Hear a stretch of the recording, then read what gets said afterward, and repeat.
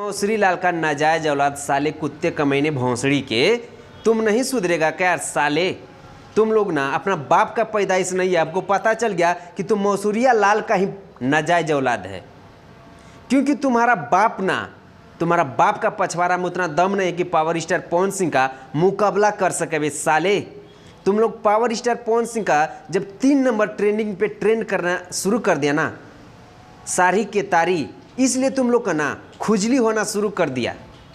तुम्हारा बाप का जो है ना, तुम्हारा बाप का गांड पे लात मार के भगा के देखना, हमारे पावर स्टार पवन सिंह का ट्रेंडिंग नंबर 1 पे ट्रेंड करेगा। और तुम्हारा बाप का ना पछवाड़ा में उतना दम नहीं है बे साले। क्या तुम लोग का जिंदगी झंड है बे साले।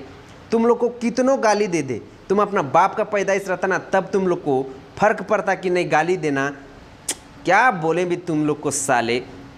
और जितने लोग हमारे पावर स्टार पवन सिंह का फनी इस वीडियो को देख रहे हैं भाई, इस वीडियो को ज़्यादा से ज़्यादा शेयर कीजिएगा और हमारे पावर स्टार पवन सिंह का ट्रेंडिंग नंबर 1 पे आप लोग को लाना है।